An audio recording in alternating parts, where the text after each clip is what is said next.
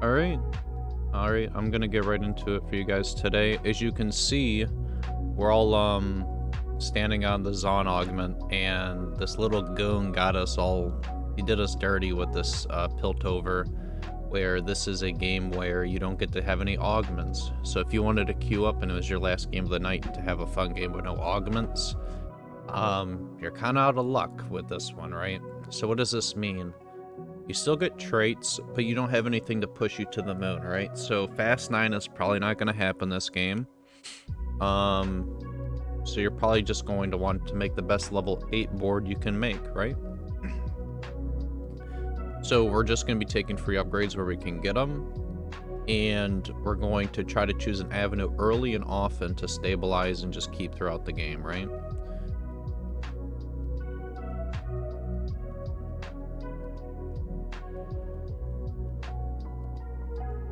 And you're also going to try to want to decide what like comp you're going based off like early items, right? If you get like 3 large rods, you really don't want to be going AD or something, right?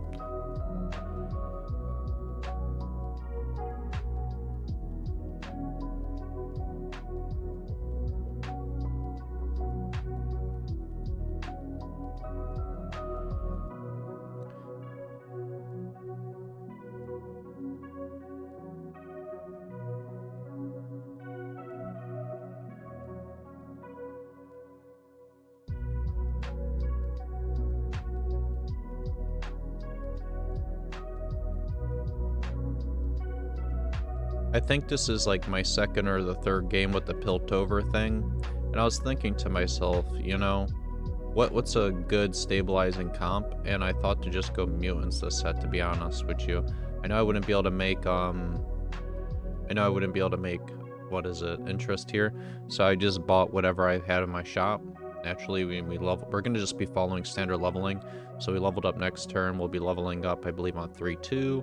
And then whatever the interval would be after for that, right? 3-2, 4-1, or whatever it'd be. And we're just going to be trying to present strongest board as we can. So we hit the Cho'Gath upgrade, and I see like the mutants, right? And remember what I said? We don't have the items to really be going the other comps. So we're gonna slowly just try to pivot here. You know, I don't think the challenger's making or breaking this comp. We're gonna sell the Warwick for the interest, and we can slam an Ionic, right? Because I figure if we can snowball a little bit here, we'll be in a good spot. Because a lot of people, they just go the cookie cutter comps. Like you already can see this guy's going to be forcing like probably Action 3. And I'm going to be real with you, the vast majority of my games, Mutants is just free. Nobody wants to play it. And I think the way you play Mutants is you go for like Rek'Sai 3. And the 4 bruisers or brawlers, whatever they're calling it now. Yeah, bruisers. And you just kind of go for Kaisa carry. And if you find the Bilvusi, you rock the Bilvusi. And if you get the spatula, it's like a free win. But in this case, we won't be able to get the spatula, right?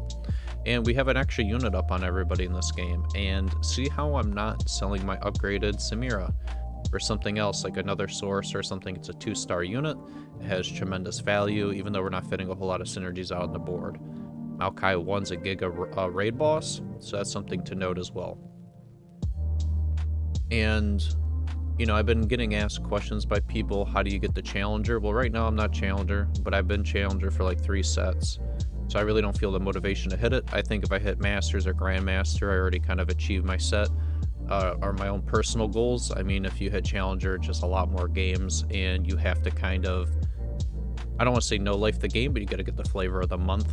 But if it is something you guys really want, I would recommend just spamming the meta stuff, but also like learn fundamentals. Like somebody left a YouTube comment on one of my last videos, and they asked me what to do when everybody else is going reroll Zed, let's say, for their example.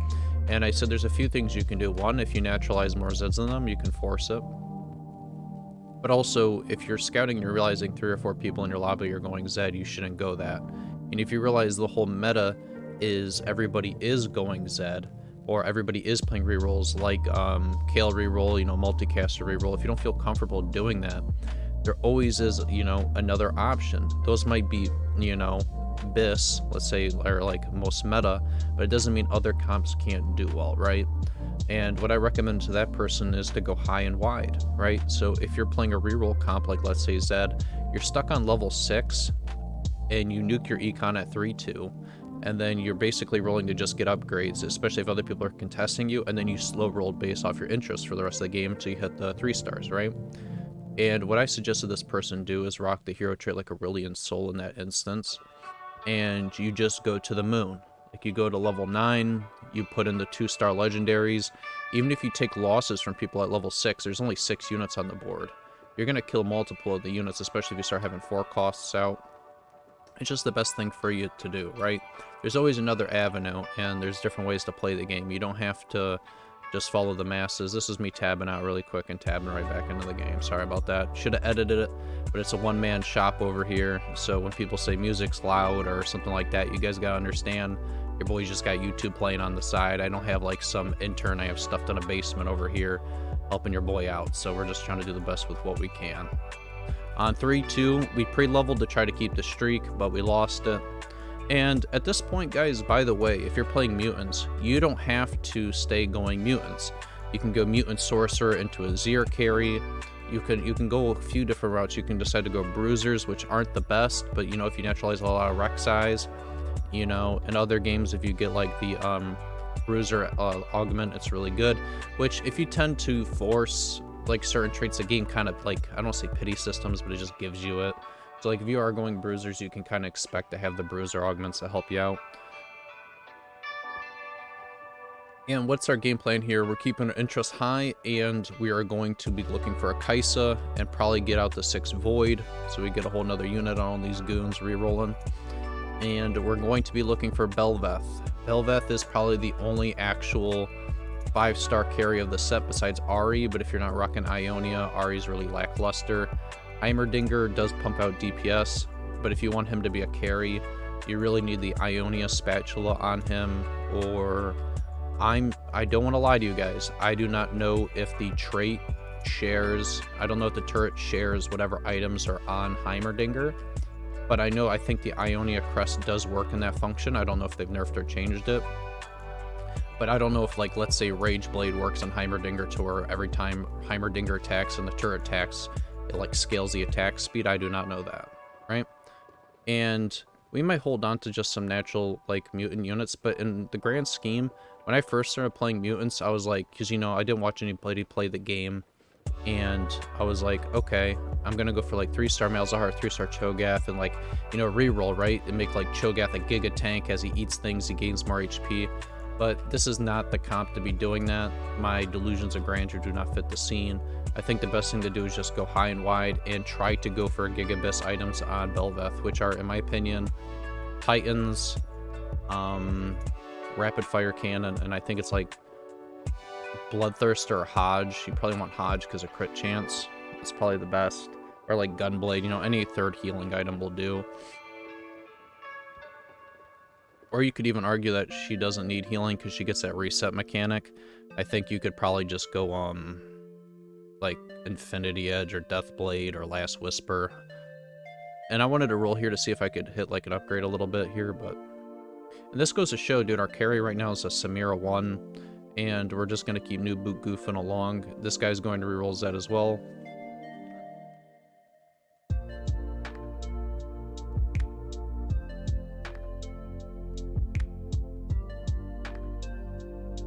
And you guys got to understand tempo, so right around 4-5 is usually when you can expect people to hit level 8 if they're standard leveling. Why does this matter? It's usually good to know the intervals to preserve streaks and stuff like that. And putting Bel'Veth, or putting Vel'Koz out onto the board right now would not make my board much stronger. And replacing like the Maokai for Sedge 1 here wouldn't do me any good either. Sometimes it's better just to keep the shitter upgraded units out on your board to kill more units, right? So you don't take major losses. I might reroll a little bit here or there to hit upgrades. Like, I would have liked to find the Rek'Sai 2 by now, because the little Voidling and the thing over there scales by the amount of Void units on your board. And at this point, I realize that I'm 78 HP. Your boy can easily probably go level 9 or roll a substantial amount of gold at 8 to find the Bel'Veth. And we still haven't found a Kaisa, which is no bueno, right? And the biggest thing is, I would say, guys, is, you know, if you are going to pivot, pivot using flexible units. If not, railroad a comp all the way to the end. You know, you're better off just pouring all your resources into a comp and just trying to get it, except for like if it's clearly, like what I mean by that is like playing a Z or Lux when a Z or Lux was meta, not when Zed's meta in this case, where you got 42 people playing Zed. Like there's a finite amount of those units, but you're more likely to hit like 3 Azirs than you know, Zed in that case. And in this instance, guys, I'm probably the first one to hit level 8, is why I rolled down a good chunk of gold here. I wanted to be able to see if I could snipe a Belveth. One thing to note, guys, is people ask me when should you roll. Like, let's say you're going for like Action 3, right? It might behoove you to roll on 7 for quite a bit. But like, if you were going for like a Zir, right? And not re-roll, but you're going to want to power level to like 7 on 3-5, at least get 1 Azir to stabilize. Especially like when everybody was spamming it. Power leveling to get to an interval to have higher odds is like a good thing, right? It's more than just like, let's say, you know how we hit level 8 here with like 4%? It is 4%, but it's more than 4% because not everybody's getting those odds right now. There's more in the pool. You're gonna find more 5 costs than you would normally, especially if you're the first person level 8. The pool's just larger, so it is the same, still technically the same odds, but it's more.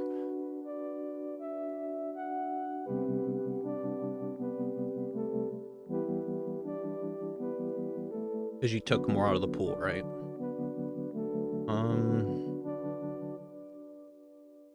And we're probably gonna try to roll here until we hit a Kaisa 2 to stabilize. And one thing I did realize, guys, out of this is that I was trying to snipe it and just see if I could get it. But one thing you do want to note is I think like Challenger is basically useless on Kaisa, dude. Unless you have like Spear Sojin, I'm really not seeing like the value that it's providing.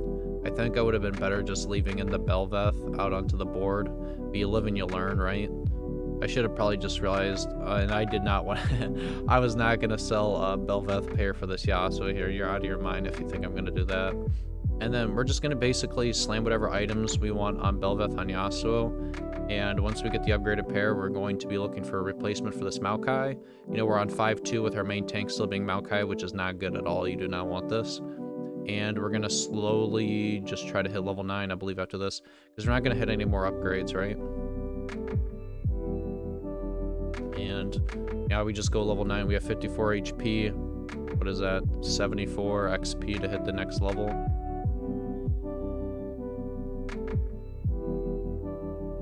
And the cool part about this is like Yasuo items are literally Belveth items.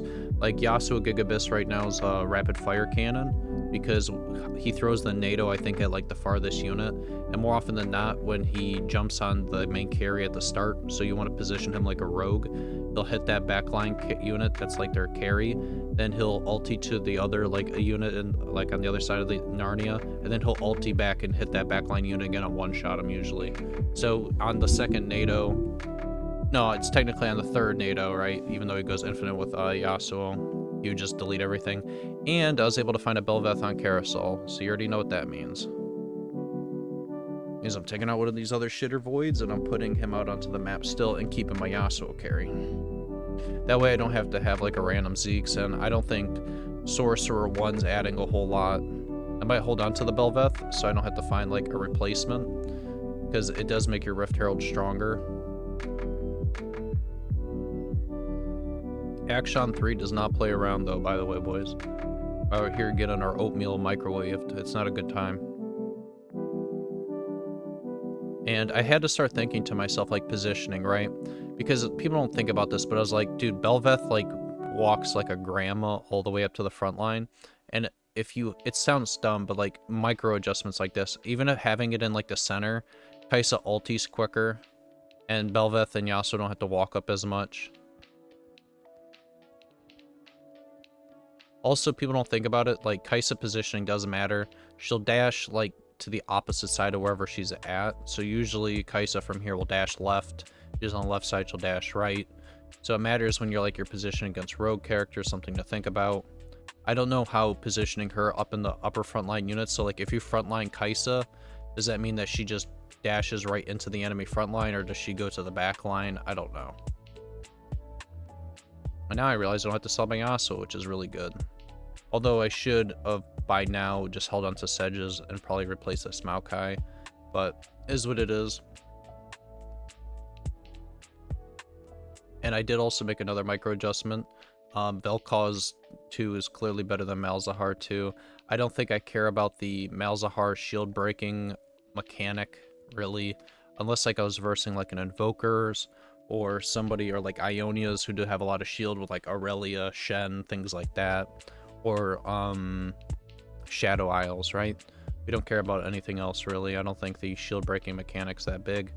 And we're going to abuse the Zephyr. We're going to, you know, Zephyr up the action where we can. And this, you know, people ask what's the difference between, like, Challenger, like, Grandmaster. It's doing all the dumb shit that you know you should do that you don't want to do when you're cracking cold ones sitting back in the chair, right? Like, when you're, like, you know, you're doing something else, your girlfriend's laying on the bed distracting you, you know? And instead of, like, behooving her and, like, you know, getting distracted, you rather focus on the game position for each one of your fights, you know, and you just consistently do that over 100 games. If for 100 games you played exactly the same both games, but for one for the one streak of the 100 you actively managed your positioning and the other you did not, you're gonna on average place like probably 20%, 30% higher in those games, maybe even like 40%. It's such a big difference. And we're just going to grab that rapid fire cannon for Yasuo because I really don't need any more tank items. I need like another carry item.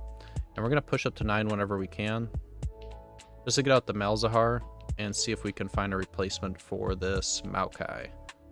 And I think Scion 1 is better than Maokai because he gets the double lives. And it's not just because of that. It's also because he has the Warmogs on him. And I think Warmogs goes a whole lot further, because when he dies in his passive, I think he gains like 100, like he scales off HP. I don't know, you know, I don't know the specifics, but I know it's HP good on Scion, right? Heimerdinger's a no-go. I've talked about this in like other videos where new Fast 9. I think Heimerdinger's too big of a gold sink. Is he a wonderful character? Yes, but it's 16 gold, or no. It's 18 gold for his upgrades on his turrets, and then it's 15 gold for him. I can fit out like another like 2 to 3 2-star 5-cost legendaries for just compared to him. I think he does provide value, but I think if you're fast 9ing, you need that Shen, you need that Scion 2, you need that Ari 2, you know, you need the Belveth 2, you need like those key units. So I hope you guys took something from this video. I hope you have a good game. It was like first like one of my Stillwater games where you didn't have any augments, so I hope you guys have a good day. All right, bye.